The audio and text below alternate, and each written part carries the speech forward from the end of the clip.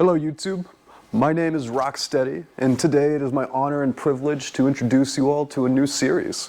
A series I call Extract All the Things. And the premise of this series is pretty simple, you know. We simply just want to extract all the things and see what we can make. You know, the series is not intended to be an exhaustive scientific resource or pharmacological guide. This series is intended to be fun and educational. Hopefully I can teach you guys a few tricks in the lab, and you know, I'll learn a lot in the process as well. But you know, today's episode is a very important episode. Simply because it's the first one, you know, it's the beginning. And, you know, I wanted to extract something that we were all familiar with. You know, something that is probably in your garden at home right now. Something that is probably in your pantry as well. And that herb is, you know, endemic in, like, cuisines across the world, right? European cuisines, all that kind of stuff, right? This herb is rosemary. So in my hand, I have a rosemary plant, right? Its scientific name is Rosmarinus officinalis. You know, it's a Latin scientific name, which is pretty cool. I can dig that. But you know, it's like a small bush, little shrub, with very, very long, skinny leaves. The leaves kind of smell like rosemary, but the smell isn't that intense. Also here I have some rosemary from my pantry, and this is the form of rosemary we're all probably familiar with. I guarantee you we've all had this at least one point in our life, in some sort of food. And then what we're actually going to be extracting today, however, is this kilogram of powderized rosemary. So I'm going to open up the bag, give it a quick smell. Whew. That's super intense. Like a real spicy note with like a earthiness to it, right? And then it has like a top note of sweetness. It's really intense, and when it's super finely ground like this, there's so much surface area for the volatiles to evolve off of that it just ends up smelling so intense. Yeah, but today we're going to be extracting this utilizing a Soxhlet extractor. If you're not familiar with Soxhlet, that's okay. I will definitely help you guys learn. But essentially we're going to be using a Soxhlet with a polar solvent system that is composed of 1 part ethanol, or grain alcohol, and 1 part distilled water. You know, this polar solvent system should have good effectiveness at pulling our targeted compounds, right? And the main target compound that we're going to be interested in rosemary is rosmarinic acid. And rosmarinic acid actually gets its name from rosemary. You know, it's a very interesting compound pharmacologically speaking. Going into depth on that, it's a little bit beyond the scope of this video, but if you're interested, definitely put a comment down below, and maybe I'll expand on that in a future video. But you know, we can also you know, expect to extract various essential oils. And essential oils are usually like terpenes, you know, like diterpenes, monoterpenes, sequentoterpenes. There's tons and tons of different terpenes. But for sure, we can expect to be pulling like things like pinene and camphor. We'll be pulling phenolic acids, you know, polyphenols, you know, all sorts of stuff. Like, we can expect a wide range of active and inactive compounds to be extracted from this material.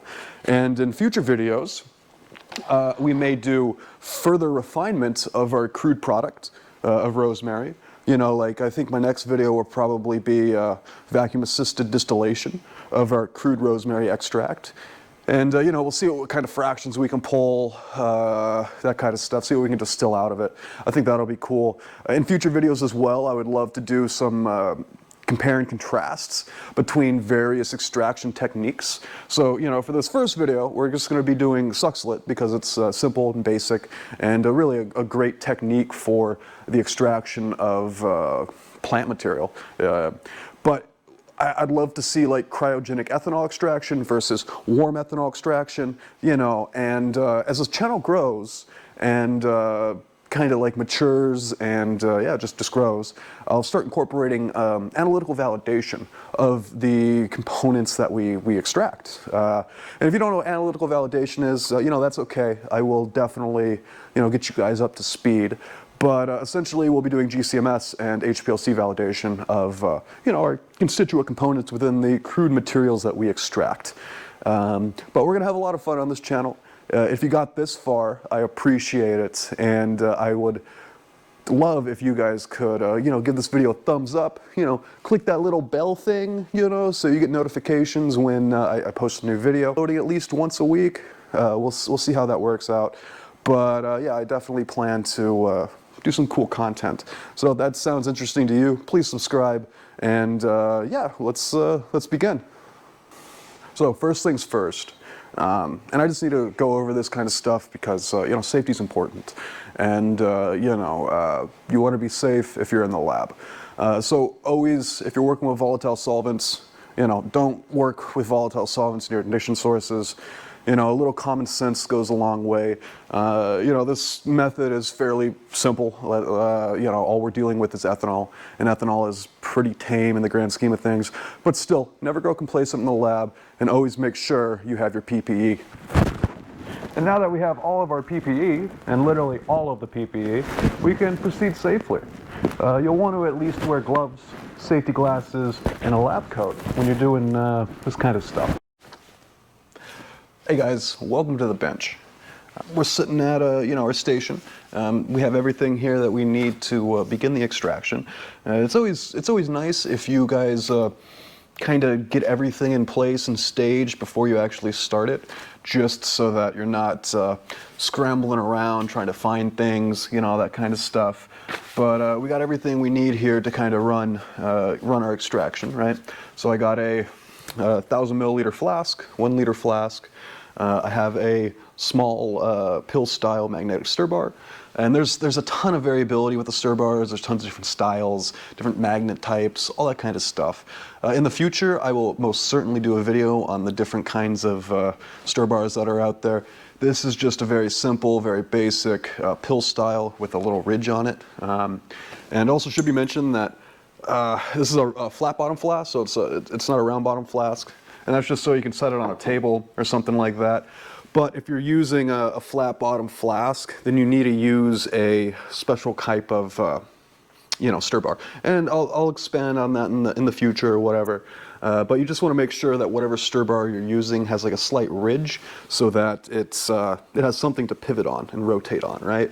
If it's just completely flat, then it'll still work, but it just won't be as efficient, and it can be sometimes annoying. It'll lose sync, stuff like that. But yeah, make sure you have your flask with your stir bar. Always put your stir bar in there. I've done this 100 times, and it sucks, but you'll forget to put your stir bar in, and you know, everything will be gone, and then you'll be like, oh, it's not stirring. Well, there's no stir bar in it, duh. So always make sure you put your stir bar in the flask before you set up the rest of the apparatus. But yeah, we'll put that in our mantle. Right here I have a thimble, and a thimble just kind of like slides into our main Soxhlet body, right? Just kind of slides right in like that, and this is already, this is my second take, so this is, yeah, already dirty with rosemary powder. But yeah, so what we're going to do is we're going to tear out our thimble, just so we know, have a weight on it. And that weighs 162 grams. We will make note of that in the laboratory log. It's always important to have a log with whatever you do. Let's start filling this with our rosemary. And I want you guys to guess in the comments down below, how much rosemary do you think we can fit in this thimble? I'm thinking like, well, I've already weighed it out, so I can't think, but I can't guess. But, you know, it's not as much as you'd think. That's all I'm going to say. But put your ideas down in the comments. We got our rosemary right here. Oh, I should also mention. So this right here is a 3D printed funnel that I designed to fit my thimbles. I love to do 3D printing, design, all that kind of stuff. So we'll definitely do some videos on stuff like this in the future. If anyone's interested, you know, I'll give away the plans for this, whatever. They're on my Thingiverse.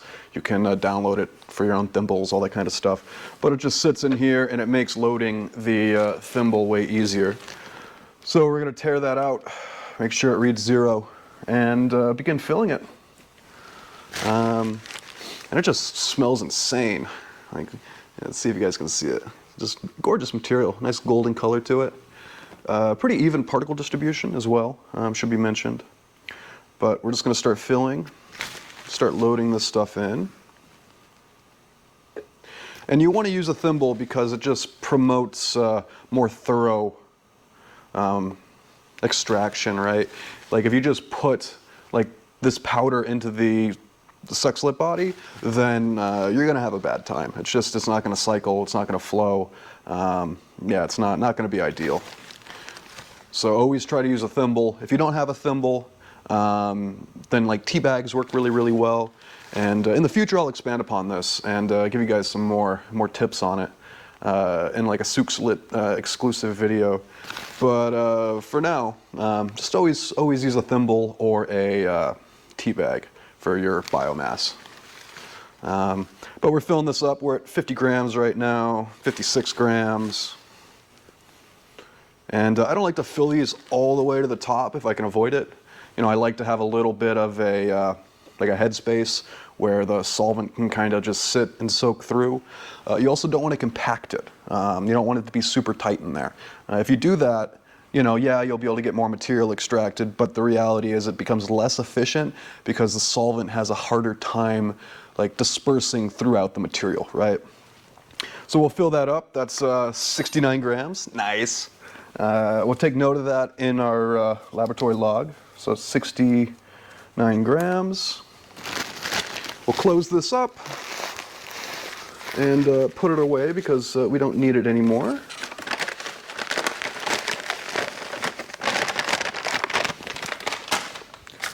And yeah, we'll clean this off as well. Just kind of get all of that stuff kind of in there so we don't make a mess. You know, like this stuff's a super fine powder, so it just likes to go everywhere. But we'll take this out, put this to the side, and now you guys can see we have a fully loaded thimble. It's ready to go. And so now we'll set that off to the side and we'll start looking at our apparatus.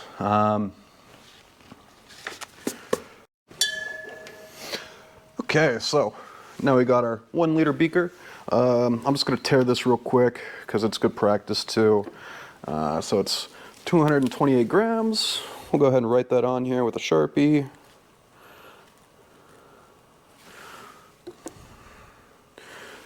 Double check. 282G. Now this isn't super important, but it's really good practice to tear every piece of glass that you use. It'll save you a lot of time and headaches if you stay on top of that and you make that like a second nature kind of thing. I'm also going to make note of that in the lab log real quick. So beaker TW 282G. So for this extraction, we're going to be doing something simple. You know, we'll be using grain alcohol and water. Super basic, super simple. You know, my grain alcohol of choice is Everclear. It's essentially moonshine. You know, this is 95% ethanol, 5% water. You could use anhydrous ethanol, but really doesn't matter, especially considering we're doing a 1-to-1 water and you know, alcohol or ethanol, so it really doesn't matter. But yeah, we're using 190 proof or 95% alcohol right here. And what I'm going to do is zero this, pop the top on this, or well, really, I got to go turn on my ventilation before. So when you do this, make sure you're in a really well ventilated area. And it's going to get loud in here because my ventilation's kind of ridiculous in this space. So I apologize beforehand for like a buzzing sound you'll hear. That's just the sound of lots and lots of air moving. But yeah, always operate in a well-ventilated area. It should be, you know, common sense, but especially if you're using any solvents. And ethanol, like, compared to some of the stuff I work with in my professional life, like ethanol ain't shit. But still, never grow complacent. Always be cognizant that, you know, this stuff is flammable. And yeah, just be safe. A little common sense in the lab goes a very long way. But I'll be right back. I'm going to go turn on my ventilation.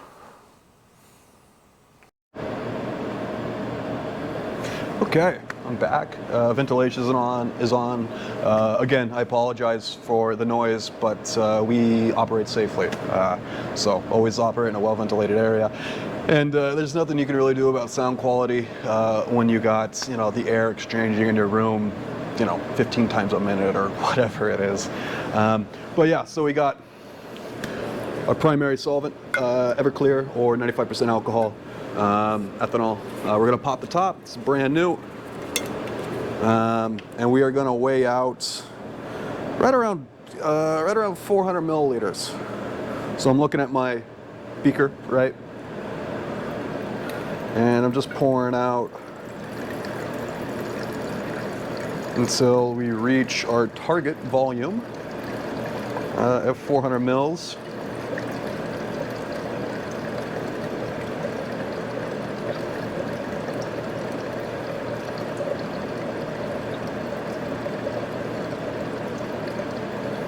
Almost there, getting there. All right, so we got 400 mils of our ethanol in the beaker. And usually I recommend using distilled water, but all I have on hand is bottled water, which is okay. For all things considered, it's okay. You know, there'll be some minerals and stuff in here, which, you know, in other situations wouldn't be ideal, but for what we're doing now, like, it's fine. And I'm gonna weigh out another 400 mils of this, but first I'm going to take a weight of the ethanol that we just loaded into the beaker, right? And so we're right at like 390 mils, just a little bit below, and we're at 312 grams. So we'll make note of that in the log, and we'll pop our water bottle, and we'll pour out another 400 mils. So we're targeting like, should be perfect, right about there. Right there, that's perfect. And so now we have our binary solvent system that consists of ethanol and water. You can see the bubbles there from the mixing process. And we'll just let that sit. Typically I'll like put a I'll be right back. 1 second.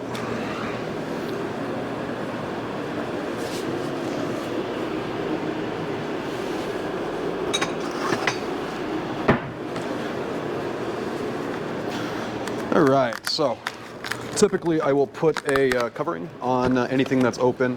You know, we don't want dust, you know, airborne particulate matter landing in our solution if we can avoid it. And a little bit of tin foil works wonderfully for this. This is a brand new roll, so forgive me while I try to rip this thing apart. There we go. And yeah, we just want to put cover on that. Keep it clean. And we'll set that off to the side.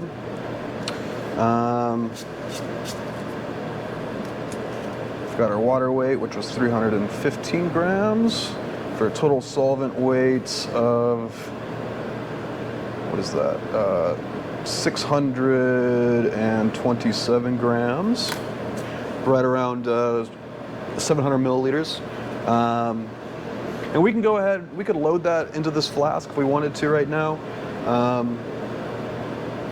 But first, yeah, let's talk about condensers. So, the way the Soxhlet works is you have this sits right here like this, right? And we heat this flask, and when we heat this flask, we cause the solvent system in here to boil, right? And that solvent will turn into phase change, go into the vapor phase, and you know, it'll travel up the neck of the flask and up into this area right here, where it's forced to go on this glass tube right here. So this is called a vapor path. But it's forced to travel up through this vapor path, up into here, where this condenser sits, right? And then, you know, it wants to go out of this top, right? But it'll run into this condenser, right? And this condenser has cold thermal fluid or water flowing through it that condenses, you know, the vapor. And then the vapor is condensed, it goes back into the liquid phase, and then it drips into the thimble, which will be sitting right in here, right? So I have a chiller at my bench here that I will be hooking up to this shortly. But yeah, so what we're gonna do now is I'm gonna go grab another, I forgot another thing, I'll be right back. But I'm gonna grab a funnel, a glass funnel, to load the solvent into this flask. Just makes life a lot easier. And then we will set up the apparatus and begin extracting. All right, so we got a glass funnel, a powder funnel as they're called, but they work great for liquids as well. We'll put that in our flask.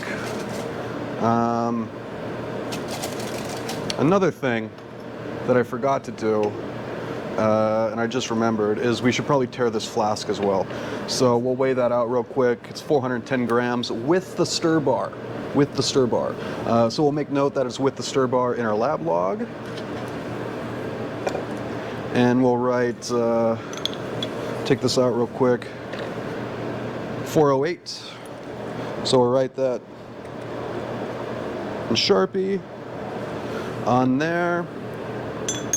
Whoop. Put our stir bar back in. 411. We'll make note of that. So flask, stir bar, G.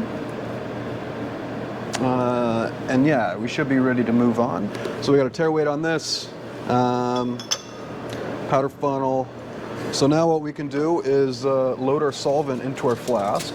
So we'll take off our cap and we'll just begin pouring slowly. And also, you want to make sure when you're doing this that you kind of, and if you're using a glass powder funnel like this, you kind of lift it up. You don't want it to vapor lock and it'll spit solvent back at you. Like you gotta, like when you're filling this flask, right, there's air inside of there, and the solvent displaces the air, right? And the air is forced back out, right?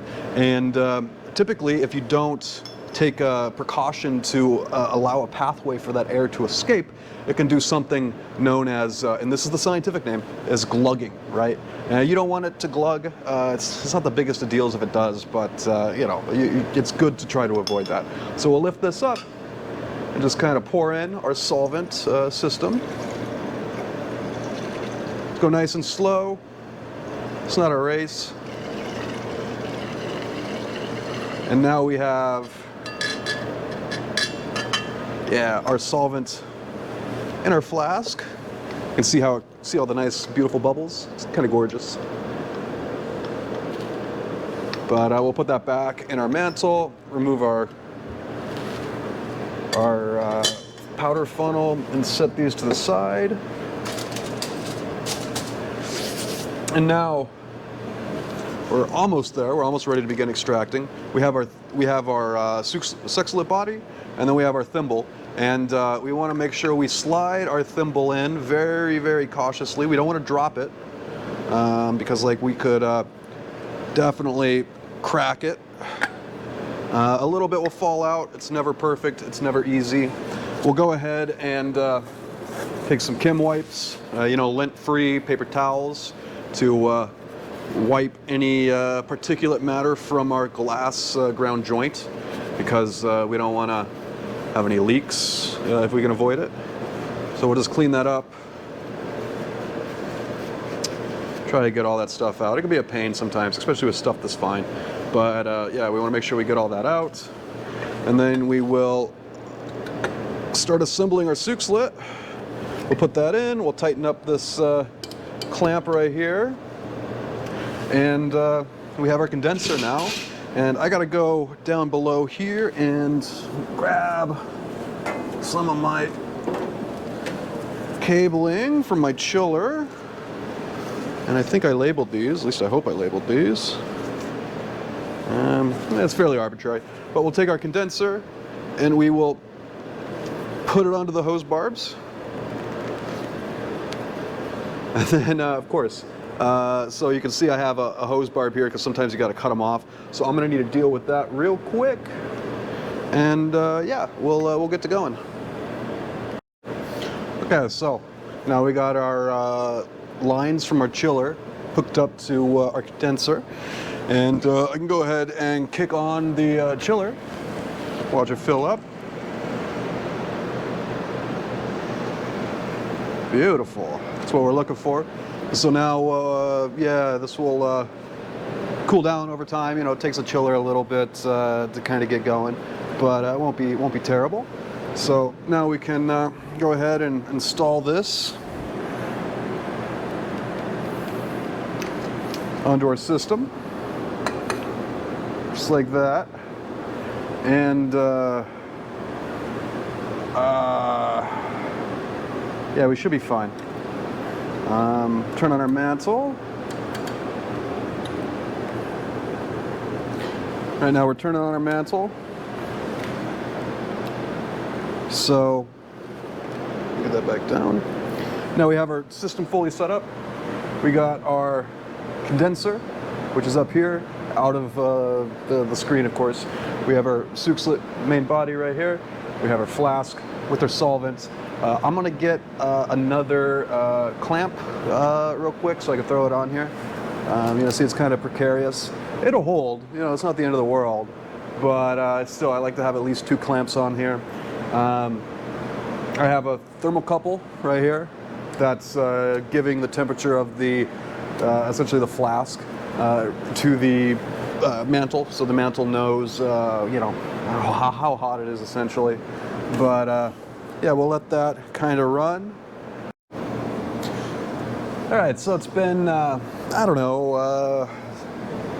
about 15-20 minutes, and you know, we're at our set point on the mantle. You know, we're sitting at 84 degrees right now, but a lot of this stuff is still pretty cold to the touch. And you can speed things up and you know, just run more efficiently with insulation. You know, if you keep that heat in there, it's just more conducive to running more quickly. And you can insulate this with a wide range of things. You know, tinfoil is great on certain parts of the apparatus. You can use tinfoil down here, but what I've found works the best is this fiberglass like fire rope. This stuff is amazing insulation. But you can just kind of wrap it around, you know, this bottom here to insulate things. So it'll take a couple seconds. But yeah, you want to make sure it's nice and tight. Also, you can kind of see that we're boiling down here. And you can start to see vapors condensing up there as well. It hasn't really started flowing well yet, though. We're almost there. And insulating this will definitely push it, yeah, push it to where we need it to be. But yeah, I'm just making sure I get this coil nice and tight on it. You know, this stuff works great for all sorts of distillation equipment. You know, it's just a good thing to have in the lab, especially if you're in a place like I am where it's like cold all the time and ambient temperatures are like just above freezing, like always. It really helps to insulate stuff. But yeah, we're just gonna wrap this up nice and good. Yeah, and you know, we're just monitoring the system as we run. Also, if you're working with this fiberglass rope stuff, make sure you wear gloves, because those fiberglass shards will just get into everything and be the bane of your existence if given the chance. But yeah, we want to make sure we get it all nice and wrapped, nice and tight, because we want to run this thing as quickly as possible, just so, yeah. That should be good. But yeah, so we'll let it keep running, and we'll see what happens. But I'm going to show you guys what we got going on with the system right now. Take this off.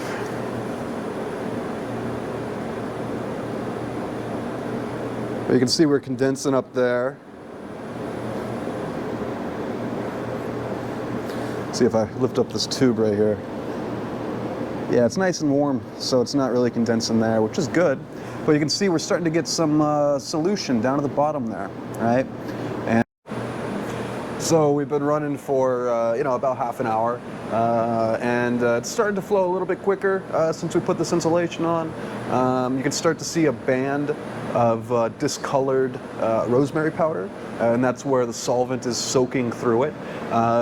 You guys may not be able to see it from there, but just so you guys can, let me pop this off, take you up close. But yeah, you see how that's discolored? That right there is what we want to see. There's still a bunch of stuff that's dry, so we're not even close to doing a first cycle, but I will let you guys know. But you can see that color down there. See how it's like a beautiful gold color?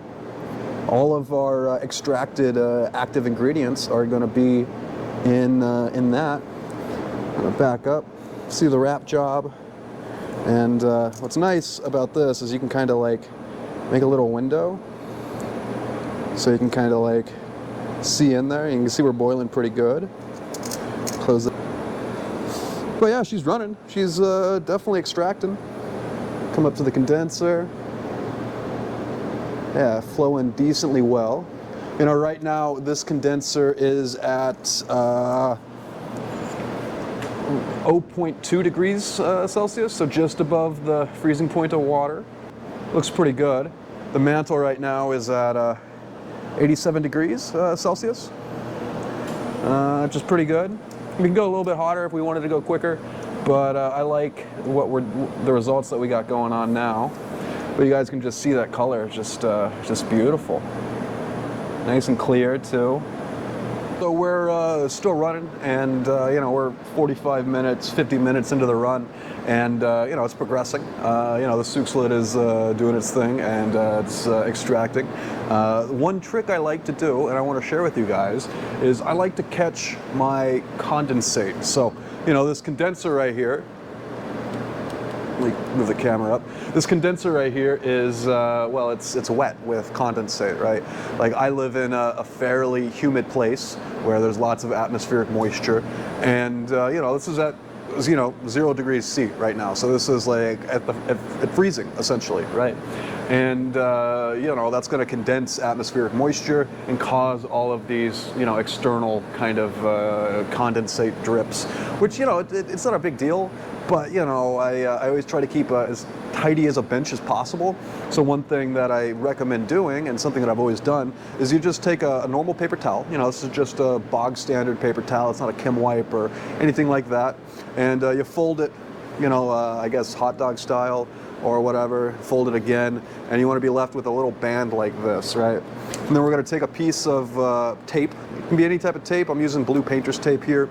And all you want to do is just kind of wrap it around like so, and yeah, move it to the base of the condenser just like that, and that'll catch any condensate drips or drops, and just keep your bench space you know, a lot cleaner. You know, if you're running for a couple hours, like, you'll end up with a puddle of water, you know, sometimes by your mantle, which, you know, is not the best thing. So just something to keep in mind. You know, catching your condensate, or external condensate, I should say, from your condenser it keeps a nice tidy space. So it's something I always do. But yeah, it's running pretty good. You know, the fluid level, or solution level, is like right about here right now. And let me take you guys off the stand real quick so you can see what I'm talking about.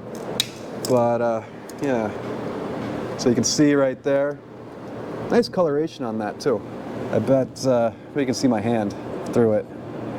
Yeah, nice golden color. But you can see our material's been completely saturated. You know, the solution level is like right about there. Moving up, you know, we can see that it's condensing and dripping at a fairly rapid rate. You know, this is all nice and warm. And up there. But yeah, she's going pretty good. You know, right now our mantle temperature is at 91 Celsius. Our chiller is at 0 degrees Celsius. And yeah, we're moving forward. You know, we're just going to keep sending it. And when we get closer to the first cycle, which will be, I don't know, maybe like 15, well, maybe like half an hour, something like that. I'll let you guys know. It's running pretty quick, but like it is pretty cold here today, so we gotta do what we can do. But anyways, I'll see you guys soon.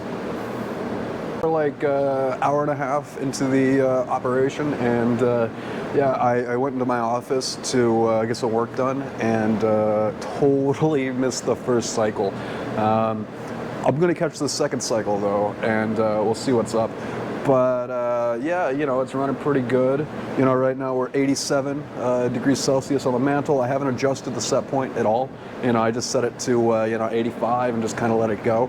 It's overshooting right now, but, you know, that's pretty typical of like cheap Chinese mantles. Nothing you can really do about it. Chiller is nice and cold, you know, holding at 0.1 degrees centigrade. So just slightly above freezing. And yeah, we can see, let me pull the camera so you guys can see this as well. But we can see that since it's cycled, the coloration has like completely changed. Now it's all dark, but that's good because that means that there's stuff in there that we can pull out. Well, you know, the system's operating pretty nice. You know, this is nice and damp, and my workspace is free of condensate drops. But yeah, you know, it's extracting. But I'll for sure catch the second cycle. I won't forget that one. But it's running pretty good, you know, and I think we'll have a good yield and whatnot. We'll calculate all that stuff out towards the end of the video. This is already a long video, you know, and I knew it was going to be kind of long regardless. I wasn't anticipating it to be this long. But yeah, let me know what you think of the length. Is this too long? I mean, too short? I mean, I'm trying to hit all the points, all the important points that you as an operator or a chemist or whatever you want to call yourself need to know when you're operating the system. I'm trying to be as thorough as possible, but the reality is I'm skipping out on a lot of stuff just because, you know, this would be a 10-hour video, you know, if I talked about every single detail of everything, right? And I'm trying to find a good sweet spot, you know, like this is my first video ever, so like I really don't know what I'm doing when it comes to, you know, cinematography and, you know, video production, whatever you want to call it. But I'm learning, and undoubtedly I will improve as, you know, I continue to put out content. But so far, why don't you guys give me a thought down in the comments how I'm doing. Talk shit if you want, I don't really care, you know, but yeah, let me know how I'm doing. And yeah, thanks for sticking in this far. But we should see some cool stuff cycling here pretty soon. You know, I don't know if it's coming out on the camera, but we can see how rapidly we're dripping. And we're not only dripping on the tip of the condenser spout, but we're also dripping on like this on this top surface here as well, because that's chilled. And yeah, we're just really starting to speed up. You can see how fast we've filled this up. Like we're already, you know, a quarter way there. And you know, it's been like maybe a couple minutes. So the system is at temp now, and it's functioning fairly well. I could throw some more heat at it and make it go even faster, but you know, I'm kind of happy where it's at. I think it's doing pretty well. So I'm just gonna leave it at the set points it's at. You know, it's 85 on the mantle, and yeah, we'll see how it does. All right, I just want to point something out. So let's check out these differences in color, right? So down towards the bottom here, it's like completely black, right? That's because it's full of goodies. You know, it's full of you know, our targeted compounds, full of just stuff that we've extracted, right? And then we look towards the top, and you can see this fluid up here is completely water clear, and that's usually a good indication that your extraction is more or less complete. It's not a perfect indicator, but usually if it's not being discolored and it's filling up the top, then that entire top surface area has been extracted. But you can see how the fluid is slowly creeping up that fluid path, and any second now it's just going to go. As soon as it gets over this bend and starts flowing down, the fluid, it will pull the rest of the fluid with it, because it pulls a vacuum essentially. And yeah, it'll pull and cycle the entire Soxhlet. There we go, it's starting to go, starting to go. So see, it goes down, flows back into the boiling flask. And we can see into the boiling flask right there. But yeah, our fluid level's dropping. It's almost completely dropped. Almost there. Look at that color too. It's just gorgeous color. Nice yellow. Gotta love it. And it just flows out. Now we're pulling atmosphere, pulling air. And yeah, that's a cycle. And I'll probably let it cycle one more time before I pull it. But just look at that color. It's just gorgeous. Yeah, nice. But there we go. There's a cycle of a Soxhlet. Put this back on.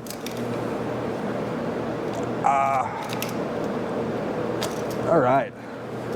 Now we're rocking. But there we go. So that was a Soxhlet cycle. You know, like usually you want to let that happen a few times. It really depends on the material that you're extracting. You know, what we're extracting here is also really, really fine, and there's lots and lots of surface area. So in theory, you could get away with less cycles just because there's more surface area for stuff to be extracted out of. But you know, that's not always absolute. Usually 3 to 5 cycles is all you need for material. Sometimes even less. Depends on what you're going for, what you're extracting. And yeah, but I'm gonna get this insulation back on so we can finish up the run. And next time you guys see me, we'll be inspecting this boiling flask and the solution in it. We're gonna filter it to remove any of the debris. And then we're going to do solvent recovery using a rotary evaporator. And then after that, we will yeah, purge it in a vacuum oven. Just make sure we get all of the solvent out. You know, it doesn't, I'm not going to say it doesn't matter, because it does matter, but you know, we're using, you know, food grade solvents. Like, you know, it's not going to be the end of the world if you get a little bit of ethanol like left over, or really, I should say Everclear, left over in your product. But I'm just going to teach you guys how to purge it anyways, because it's a good technique to know and understand. And we'll go a little bit more in depth about it as well, maybe in future videos. But we'll have to see. But for sure, it's going and we're extracting. All right, so it's cycle one more time, and yeah, we're gonna proceed to solvent recovery, or really filtration.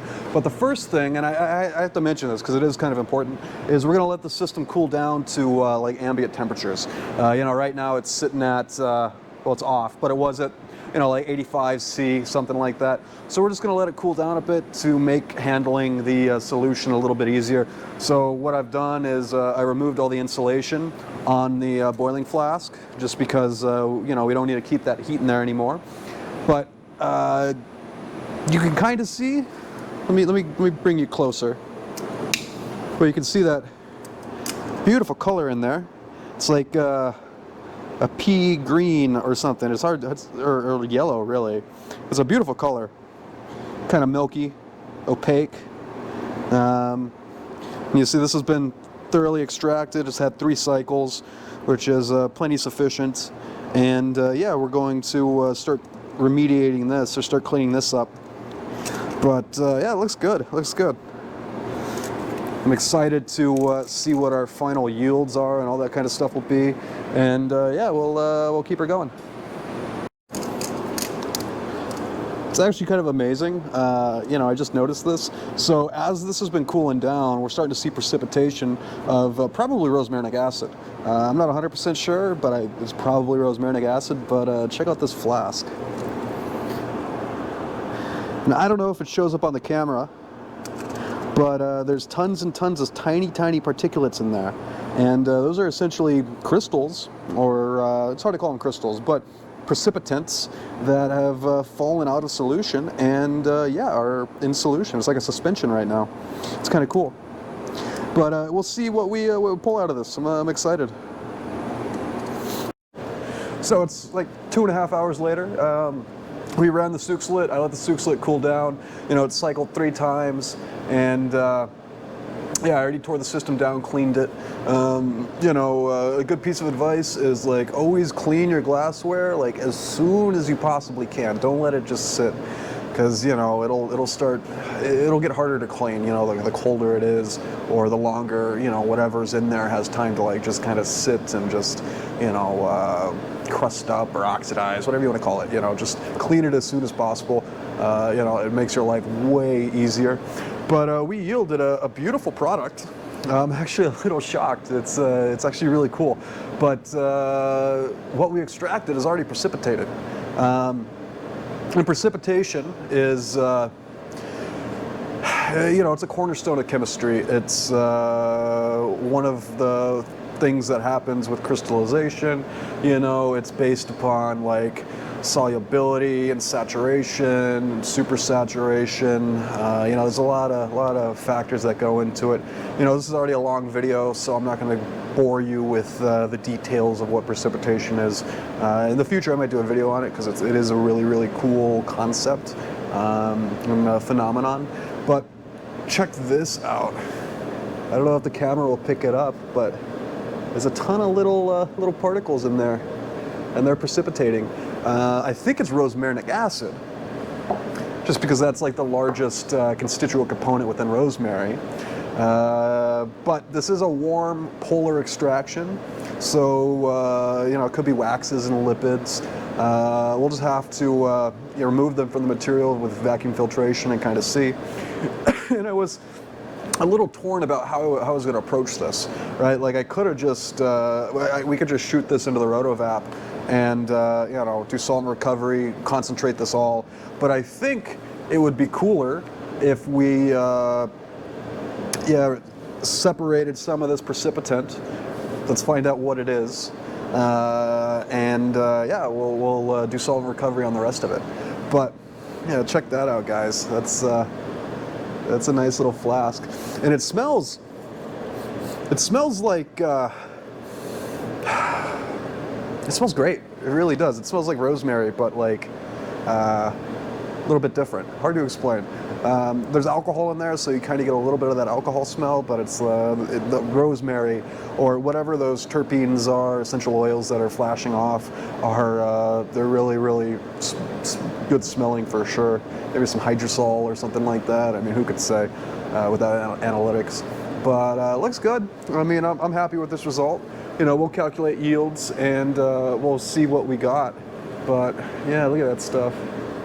It's gorgeous. All right, so now we're going to begin to separate our precipitant from our solution. And we're going to do this with vacuum filtration. You know, it's a pretty easy setup. You know, I got a vacuum flask right here. You know, right, so there's a coarse centered disc, 2440 ground glass joint, and then a vacuum takeoff hose barb right there into Erlenmeyer flask with a 2440 joint. It's important to note that you should grease these joints. I'm not sure if I mentioned it earlier with the Soxhlet, but you should always grease your joints. You don't need to put a lot on there, but just need to do a little bit, especially in any vacuum applications, and for 2 reasons. One, you'll get a better vacuum depth. Not that it's really relevant with vacuum filtration like this, but also it will ensure that you don't freeze up your joints, right? And that's more pertinent for this. But I just put 2 little globs of grease on there, and now I give it a good spin, get a good thorough distribution. And then, you know, I got a vacuum rated, or a chemical rated vacuum pump right here. I got a catch jar down below, and here's our main vacuum takeoff. So we're going to take this hose, attach it to the hose barb, sidearm on the vacuum flask. I just have a coffee filter. You know, we'll just use a coffee filter for this. You can use ashless papers and you know, all sorts of other stuff for this, but usually if I can, I just use a coffee filter. It's always easy, always works. But yeah, we'll just put that in there, take a little bit of solvent.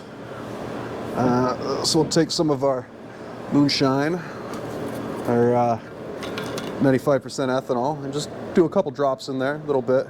And that just wets the filter paper. And when you turn on the vacuum, it just sucks down to the center disc much more easily. And my apologies, I'm about to turn on the vacuum pump. It's probably gonna get pretty loud, but nothing I can do about that. So turn on the vacuum pump. It's not that bad. But yeah, this should suck down just to see. We got vacuum, put that back on. And yeah, this funnel's been ran pretty hard throughout the years, so it might be a little blocked up. But yeah, we'll start pouring in our solution and we'll see what we get. So another thing, because I greased these joints, you want to make sure you remove any residual grease. I use very little, but still, you want to make sure you remove any grease from any ground glass joints if you're going to be pouring out of it. And you know, just a simple wipe with a Kim wipe will do well. And give it a good shake and stir. And yeah, we'll pour this in and see what we get.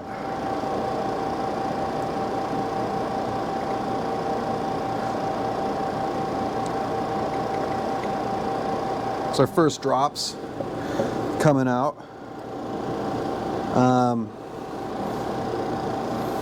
Here, let me take you guys off so you guys can see what's up. You can see how it's kind of dripping right there. It's a little cloudy in there, but it's just the vapors. It's all good. But we're just going to filter this stuff. It's probably going to take a little bit of time. You know, vacuum filtration is notoriously slow, especially when you're trying to remove a lot of precipitant or something like that. So I'll probably just time-lapse this so you guys can see what's up. But yeah, well, let's get to separating.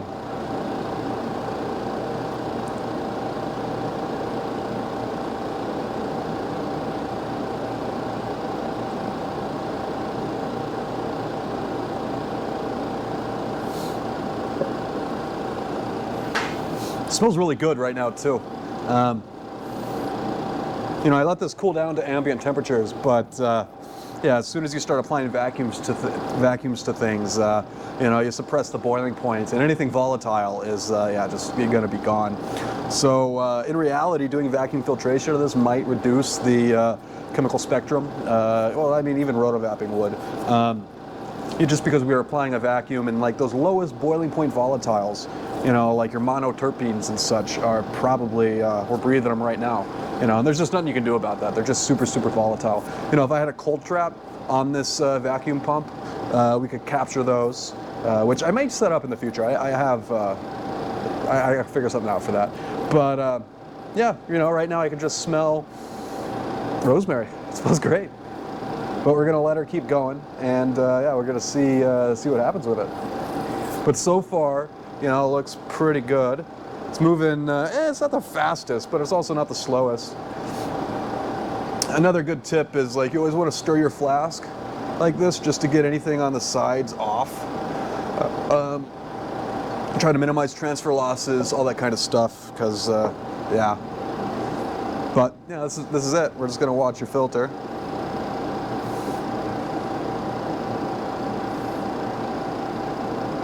And I wish I could see the solution color. It's pretty good. Also looks like we're getting precipitation out of the solution down there, which you know, makes sense because we're losing ethanol right now to the vacuum. But you know, just things you got to deal with. And I really want to see what that. Yeah, check this out. It's a cool shot.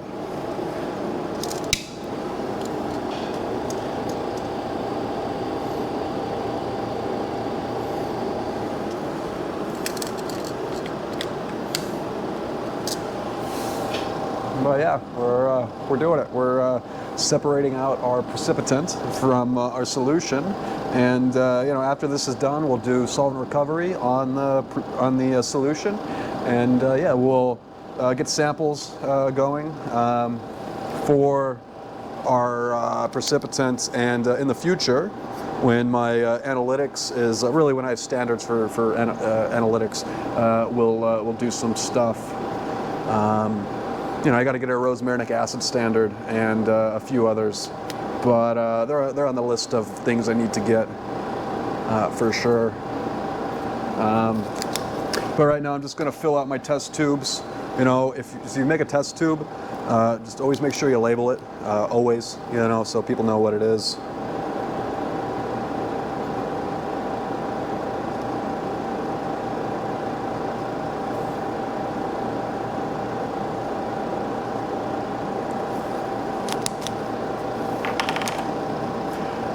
And we'll keep feeding her. Seems to be going relatively quick. You don't want to go above the paper, like the edges of the paper of the coffee filter, because like there's a center disc in there, right? And that'll capture any of the precipitant, but you don't want to have to clean up that center disc if you can avoid it. So that's the main reason I recommend using a coffee filter, is because the tall sides, and you'll see when we're done, makes it easy just to kind of pull it out and be done with, which is always nice.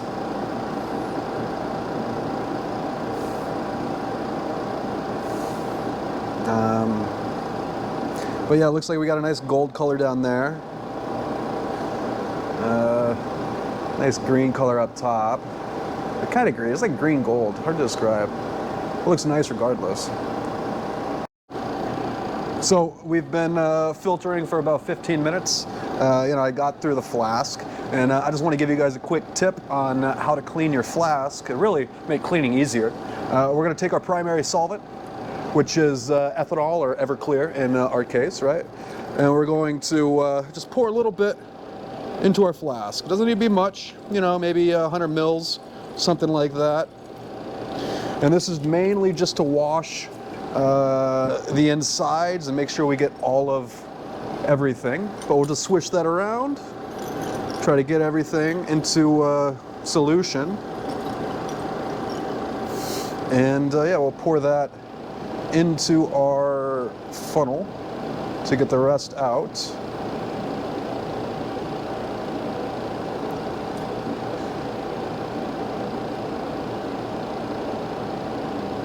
And we should be good.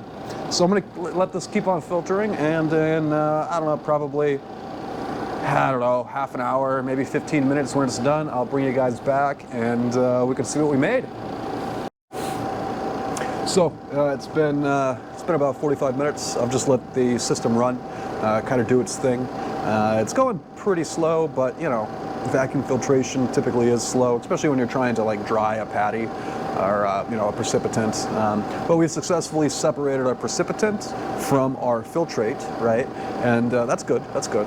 So now we still have to purge the solvent on these and run analytics, all that kind of stuff. It'll be really interesting to see what this stuff is. We'll run it through the GC and kind of get a good sense.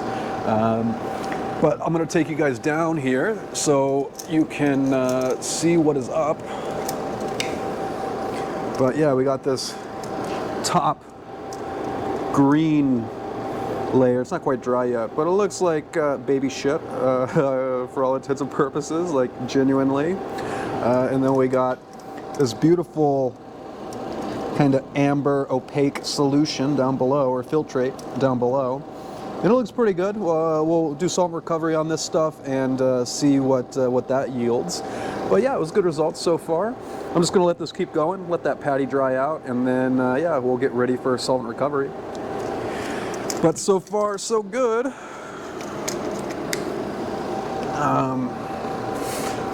But yeah, no, it's running pretty nicely. I'm pretty happy with these results. We'll see what the final kind of like consistency is and all that stuff. But it smells great. Like it smells awesome in here. It just smells like very, very faintly of rosemary, and it's a very cozy smell, if there's such a thing, right? Just feels like an Italian kitchen. You know, I'm like half expecting like my Italian grandma to like bring out like a plate of like spaghetti or something. Like, you know what I mean? But it's good fun, good fun. All right, so now we're getting this relatively dry. I think I'm gonna purge the remaining solvent in the vacuum oven when we go to purge it. But yeah, we're gonna go ahead and shut off the vacuum pump and brake vacuum. And yeah, we'll remove. Yeah, you guys can see the consistency of it. It's just like straight like baby shit or like pea soup or something. It doesn't look very appetizing, but it smells amazing. And what we're gonna do is take one of these weighing boats. I use these a lot. These are very, very nice to have around. But I got a paper towel all set down already. I'm gonna move the camera a bit. You guys can see what I'm doing. But yeah, right now we're just going to transfer everything in this filter paper, or coffee filter, to yeah, this weighing boat. And it's pretty simple. I'm just gonna lay it out onto this paper towel. You guys can kind of see the yield. It ain't bad, considering we extracted, you know, 69 grams, I think it was, of rosemary. But yeah, I'm gonna scrape all this up and deposit it into the weighing boat.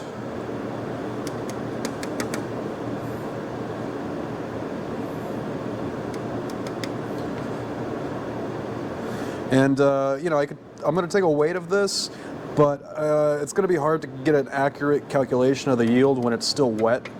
So I'll still weigh it, but you know, we'll actually calculate. Well, the only weight that'll really matter is the one that we take after we do our purge. But it's a pretty good yield, actually, and I'm pretty sure this is just like, you know, chlorophyll and waxes and lipids, all that kind of stuff. But I don't know for sure. Yeah, if you've done this extraction before and you've had this material, leave in the comments below what you think this is. And in a future video, when analytics are online, we will definitely dive into it, and yeah, we'll see what's up. But yeah, that's kind of the yield right there. So this was the precipitant, you know, the stuff that precipitated from our solution. Smells a little bit like solvent or alcohol, right? But yeah, it looks pretty nice, actually. Looks actually really interesting. I'm very curious to see what that stuff is. And then yeah, we'll take this off. Get the junk off of there. And yeah, I'm gonna set up solvent recovery, and I'll bring you guys back here in a little bit of time. Let me get everything set up. Okay, welcome back. So I got the Rotovap set up. You know, here it is. This is a USA Labs 2 liter, or 5 liter or something like that.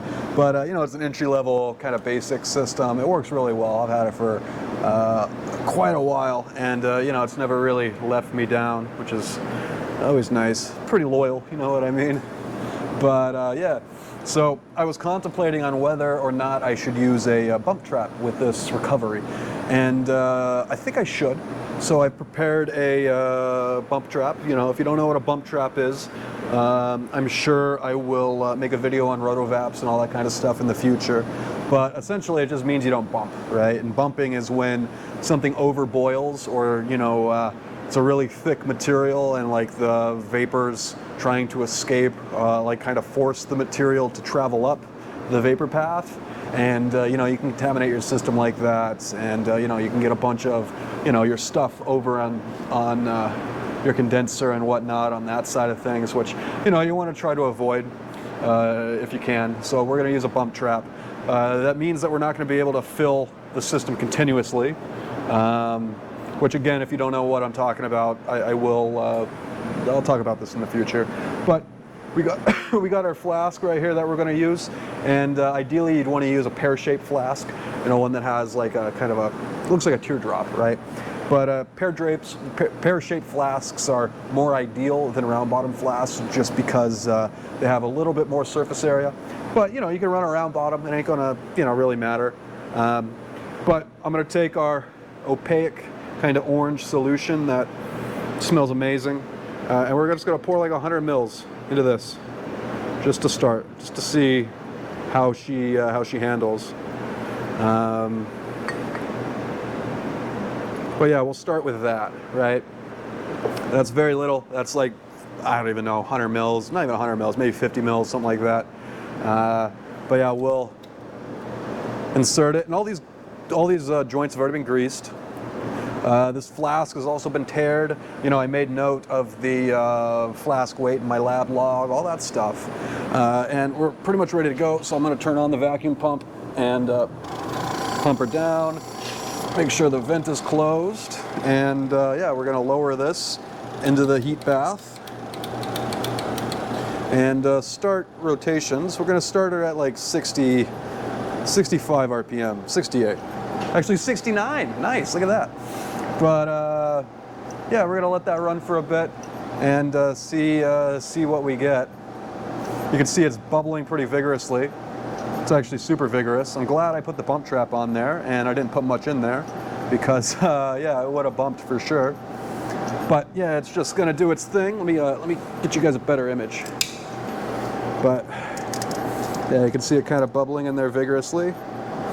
You know, that's all the water and the ethanol, probably some of the lower boiling point terpenes and stuff, evaporating, and you know, it comes up this vapor path. It goes through this bump trap and through this vapor tube and goes into the condenser. Yeah, we got a little bit of condensing going on, and you know, the stuff gets captured in this receiving flask down below.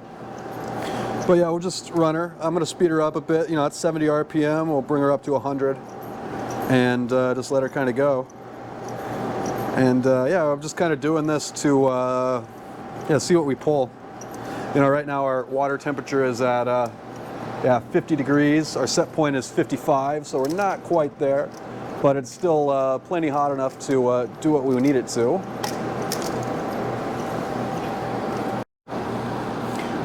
So we've been running this for, you know, about 45 minutes, I think it's been. And, you know, the system's operating great. It's operating nominally right now. You know, we're at our designated set points as far as temperature-wise, a little bit below. Chiller is at its set point. We're getting a little bit of stuff that is condensing in our bump trap right here. It's this beautiful kind of white, milky solution. And generally, like, you don't see too much condensing in your bump trap, but I live in the frozen shithole of Hoth, and it's pretty cold here. You know, it's like 42, 43 degrees in the lab right now. So yeah, that's going to happen when it's cold ambient temperatures. But on the condenser side of things, you know, it's going pretty good. We're going slow, but we're definitely condensing, and as you can see from down here, you know, we're separating our solvent from our extract, which is ultimately the goal. So everything is functioning good.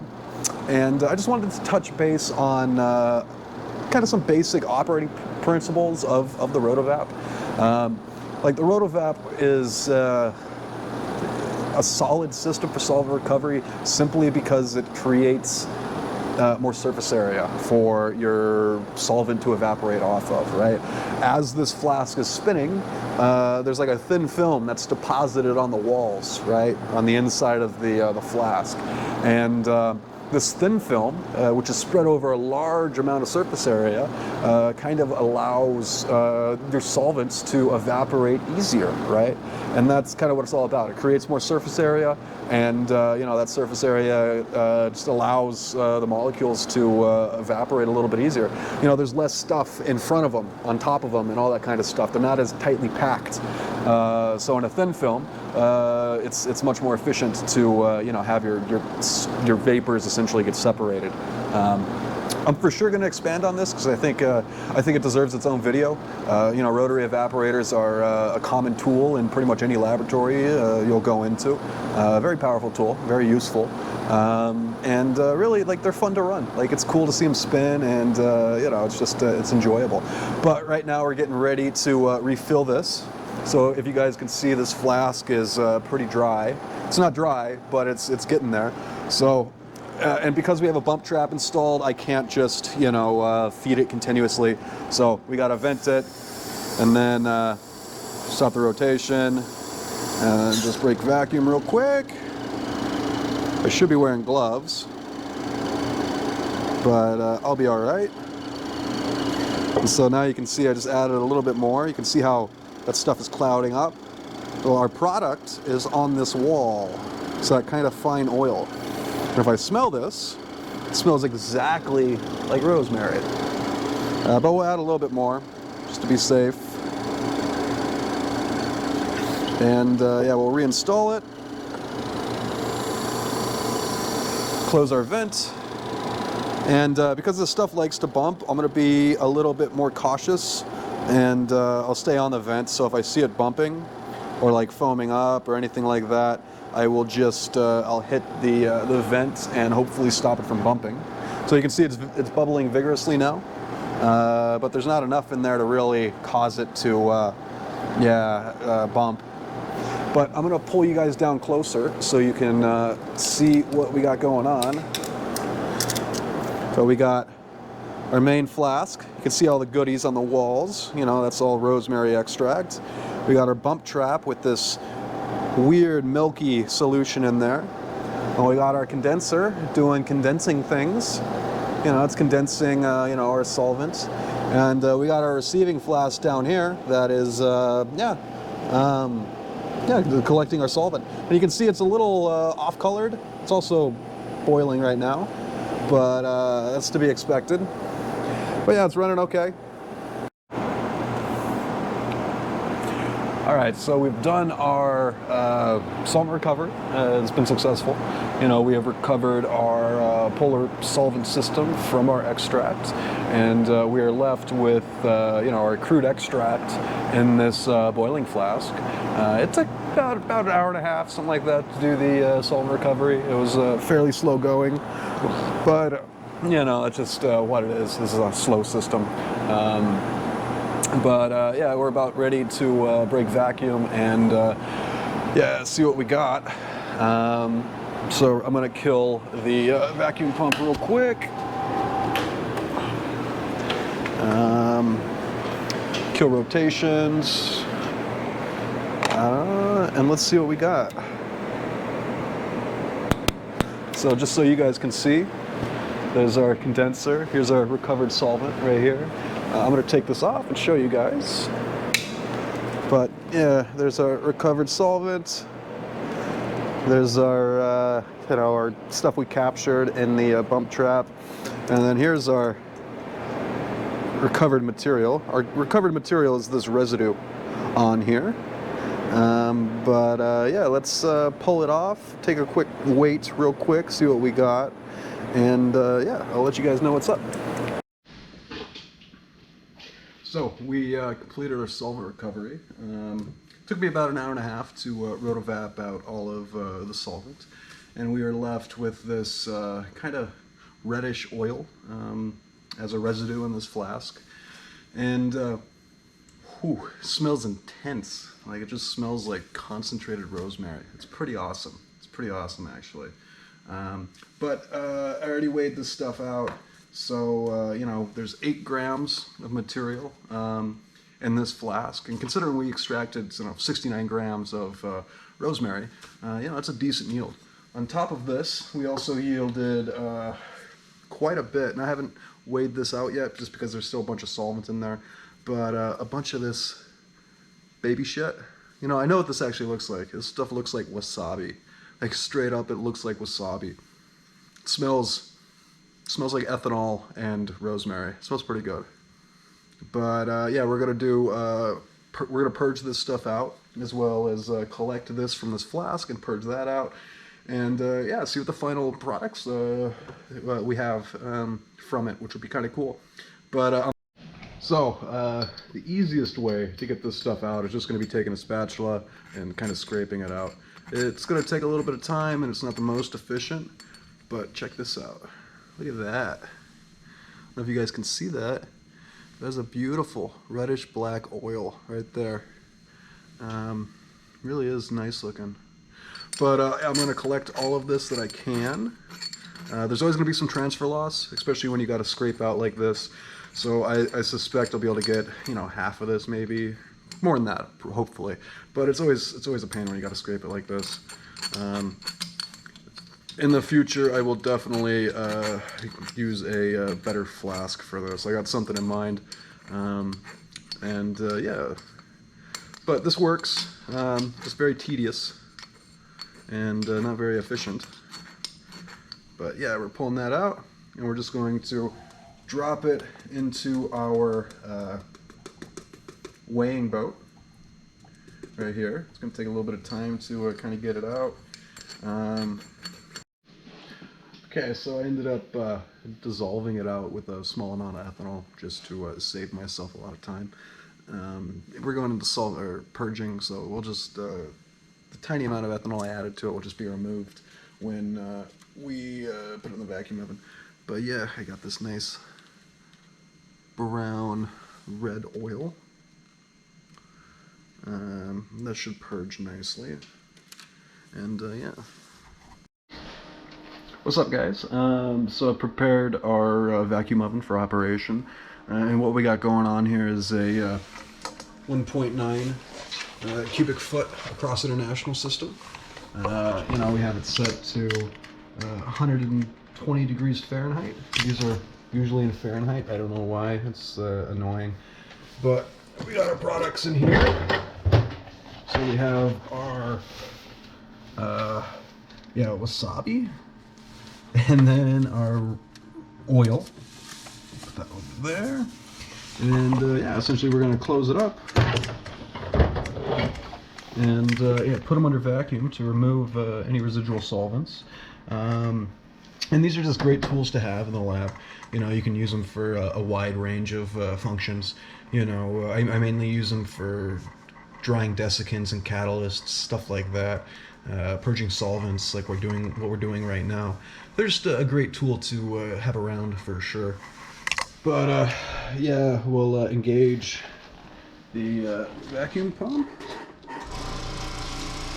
and make sure these valves are closed. You can see just pumping down. So give that overnight and we should be good.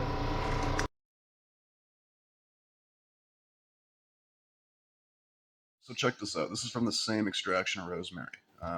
It yielded two distinct products, right? We had this precipitant right here, which just fell out of solution. You know, I didn't try to crystallize it or anything like that. Just kind of fell out, which is kind of cool. It's gorgeous too. I think this is rosmarinic acid, but without analytics, I can't be sure. There also has to be some chlorophyll in there to give that green kind of tinge. And then this is what was yielded from solvent recovery. You know, this resinous kind of red oil. It smells just incredible. You know, this is just chock full of you know, various terpenes and essential oils and whatnot. I'm excited to get analytics on these though, because it'll be pretty sweet to see what's actually in there. But yeah, this is from the same extraction, and yeah, I was pretty pleased with it. So today is now tomorrow, and you know, we had a successful Soxhlet run. You know, we extracted rosemary, and we yielded two very distinct products, which kind of surprised me.